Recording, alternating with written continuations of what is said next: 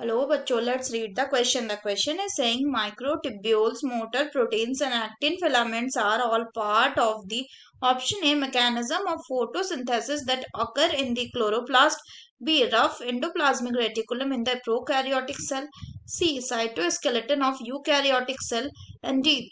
Process that move a small molecule across the cell membrane. तो आइए देखते हैं हम इसका की कंसेप्ट। तो अगर हम बात करें इसके की कंसेप्ट की, तो इसका की कंसेप्ट क्या होगा? इसका की कंसेप्ट हो जाएगा cytoskeleton. So if we talk about cytoskeleton, what are they?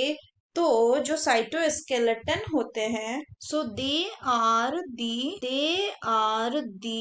Network of fibres forming the eukaryotic cell. They are the network of fiber forming the eukaryotic cell. इसके अलावा जो ये साइटोस्केलेटन है, ये प्रोकैरियोटिक सेल एंड आर्किस में भी पाए जाते हैं। अगर हम बात करें साइटोस्केलेटन की, तो जो साइटोस्केलेटन है ये क्या करता है?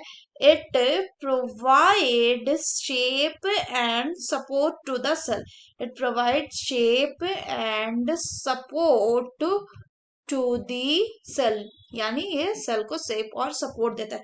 साथ ही साथ ये क्या करता है? ये ऑर्गेनाइज करता है किसको? इट ऑर्गेनाइजेस, इसकी फंक्शन की बात कर रहे हैं हम, ऑर्गेनाइजेस दी ऑर्गेनल। ये जितने ऑर्गेनल हैं उनको क्या करता है? उनको ये ऑर्गेनाइज करता है। अगर हम बात करें ये और क्या करता है, so it facilitate the transport of molecule, cell division and cell signalling.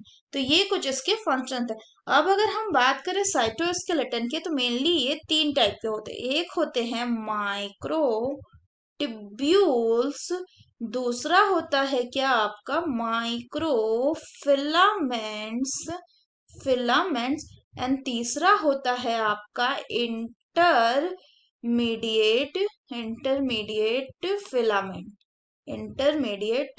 Filaments. और इन्हीं का जो सब पार्ट है वो क्या है? Motor protein and actin filament.